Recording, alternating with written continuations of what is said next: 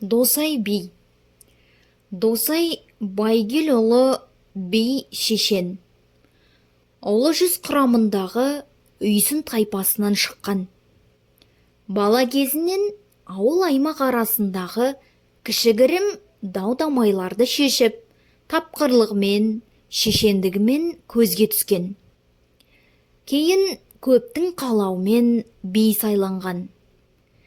Ел басына күн туған алмағайып кезеңдерде елді жаудан қорғаудың түйіні қиын мәселелерін Төле, Әйтеке, Қазбек билермен бірге ақылдасып шешкен. Інісі Қосай жоңғарларға қарсы бірқатар шайқастарды басынан кешкен батыр. Халық арасында Досай би айтқан деген уәжді нақыл сөздер көп сақталған. Досай ата дәстүрі шешендік өнерді бойына дартқан, өзі ал жанды алып тұлғалы батыр палуан боп ер жеткен. Досай би ұлы жүздің Үйсін тайпасынан шығады. Одан Бәйдібек, Жауатар, Қосмағамбет, Құралай бәрі өз заманында ел қамқоры батыр шешен би болып, Досай би жоңғар қалмақ басқыншылығының азақ балалы баранды болған, орта жасында ел билігіне араласқан, дауылдай қаптап келе жатқан жаудың дүмпуін есте бастаған және оның батыр інісі Қосайдан ел билігін қолға алып, жау қалуды сұранады. Бір тайпа елдің бұл өтінішін ол кездегі орталық етіп билеп тұрған хандар, бек билер қолдайды. Кейбір би болыстарға ұқсап, мені би сайлаңдар деп, бар шығындап, артынып шабылмай-ақ көп тілеу бойынша біленеді. Бала кезінен Қаратау өңіріндегі хандар, билердің алдын тыңдап, ауыл арасының кішігірім даудамайын атақты, бірақ өзі шешіп, кесімді тапқыр шешен сөйлеп жүрген Досай, ата әйгілі хандар мен билердің көпшілігімен танысып кетеді. Ол әсіресе Абылай хан, Қабанбай, Бөгенбай батыр, Қазбек, Есей билермен жиі кездесіп тұрады. Елді жаудан қорқып және кейбір шиеленіскен дауларды сол билермен бірге шешеді. Қарабас өзенінің басындағы қырғын шайқасты ел былай дейді. Алаңсыз малын бағып, тойын тойлап тыныш жатқан Қарабас Жетімтау мен Керегетас ығындағы Досай ауылына жоңғарлар жіберіп жүріп, ол ауылдың басшылары Досай би мен Қосайдың даты жиынға кеткен хабарын естіп, бір түнде тұтқиылдан шабуылдайды. Жігіттерін, құл қыздарын толы етіп, мал-мүлкін ту-талағай шайқаста беріспей соғысқан Досайдың 4, Қосайдың 9 баласын қолға түсіріп, Қарабас өзенінің қайнар көзіне тастайды. Тастамайды, көзге тастаған жігітті бұлқынып атқылап сыртқа теуіп шығара берген соң, оның үстін кебежедей таспен атыпты. Сөйтіп жауыздар қайнар бұлақ көзіне бір жігіт бір тастан тастай береді. Бұлақ көзі бітелуге айналады. Су қан болып ағады. Сол бір жағынан көріп шосынсын деп, жаулар жәбірленген кемпір шал, қатын қалаш, бала шаға демей, бұлақ басына түгел жиналады. Міне көрдіңдер ме? Қарсылық етсеңдер, сендерді де осылай етеміз деп ақырып қамшы үйіреді. Бұл сойқан Түркістанға кеткен Досай Қосайға жетеді. Олар сол жиынға қатысқан Төле би, Есей бимен ақылдасады. Қол жинап топ құрады.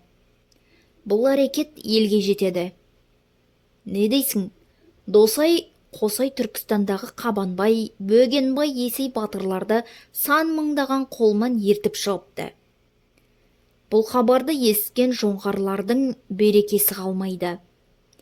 Есей, Досай, Қосай бастаған шағын жасақ Түркістанның шығыс жағындағы Ноғай қорғаннан өтіп, нұра жотасына, одан Мыңболақ сазына жете бергенде жоңғарлардың қарсылығына кездеседі.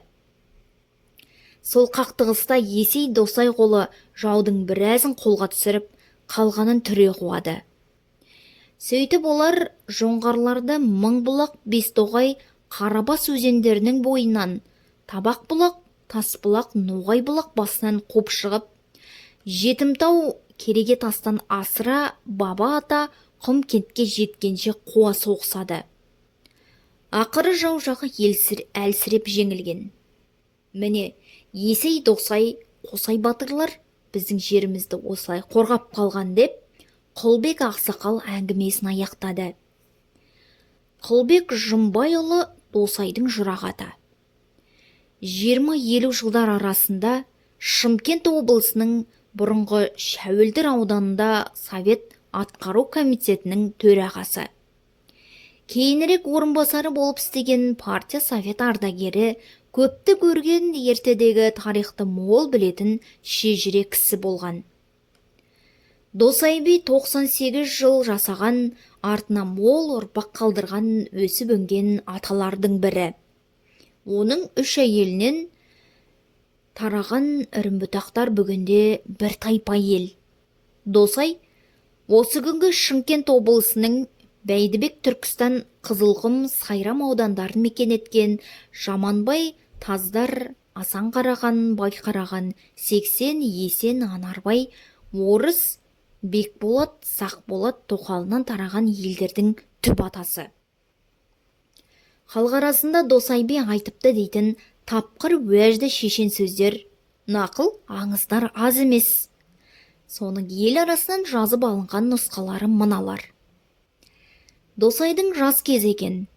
Әкесі оны сынамақ болып: балам, патша үлкен бе, дихан үлкен бе депті.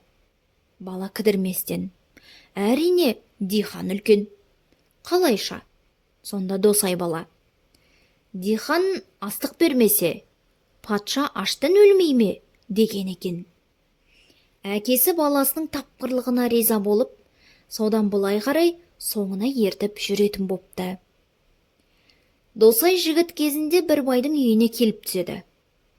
Мына қонаққа нең бір, тамағыңды ас, деген болады бай бәйбішесіне. Байдың сөз саптауын бұрыннан білетін әйелі: үйде ет жоқ еді, дей салады.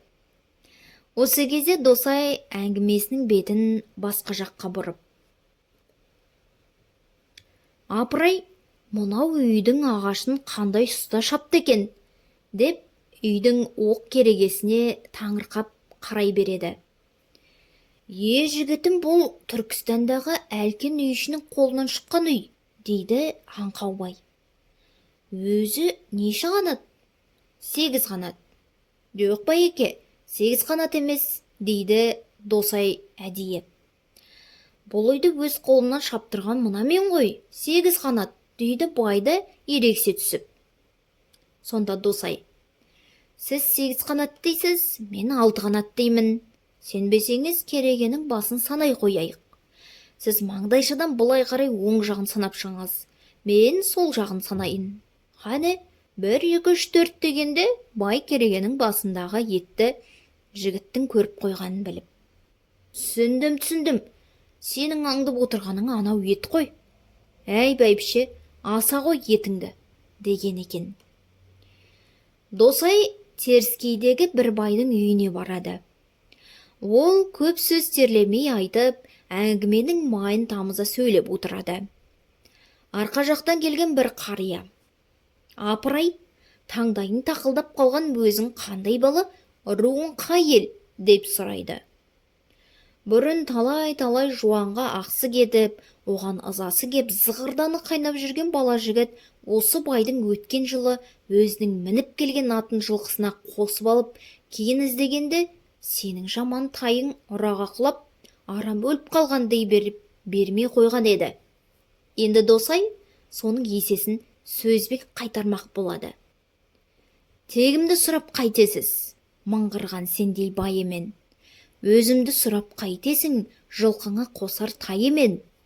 Құшытып тілді қайтесің, кедейде болсам жайымен, депті. Асқақтап отырған бай не дерін білмей отырып қалыпты. Дастархан үстінде Досай шақырған батыр би қонақтарын жағажай таныстырып жатады. Қараса, өзінің сыртынан өсек айтып жүрген бір әдепсіз досы да отыр дейді. Ол қасындағы серігі жүр бірге барайық деп қоя салған соң ілескен көрінеді. Досай оған келгенде: «Бол да менің досым. Осындай досың болса, дұшпанның керегі жоқ. Бір өзі 10 дұшпанға татиды», депті. Анау қып-қызыл болып жер шұқи беріпті. Адал еңбек етпейтін адамдар арасында сыпсыңдап өсек таситын мылжың суайттарды Досай би бетің бар жүзің бар демей үнемі сынап бетін қайтарып тастап отырған. Бір күні оның үйіне баба ата жақтан құда жекжаттары келіп қонақ боп отырады. Соның ішінде біреуі одан бұдан сөз айтып, біреулерді сыртынан даттай береді. Оны жақтырмаған Досай: «Сынаушының сылдыр сөзі су түбіне кетірір. Қыздырманың қызыл тілі сүйгеніңнен кетірір. Біреу сөзін сатады, біреу бөзін сатады. Сөз бергеннің сөзін ерсең, басыңа бейнет болады. Бөз бергеннің бөзін алсаң, киетін көйлек болады», десе, әлгі сылдыр сөзді жігіт үйден шығып жүре беріпті. Досай би қартайып отырып қалған кезінде оның 7 баласы жей-жей келіп, көңілін сұрап жағдайын біліп тұрады. Бір күні Жаманбай деген үлкен баласы оны сөйлетпек болып, көке не жақсы не жаман деп сұрайды. Сонда ол бұлай деп термелеген екен: «Жақсы аттан жақсы туса, мінетін пырағың емес пе? Жаманнан жақсы туса, елдің шырағы емес пе? Жақсыдан жаман туса, шамшырағың өшкен емес пе? Елге үлгі айтар ерің болмаса, құт берекең көшкен емес пе?»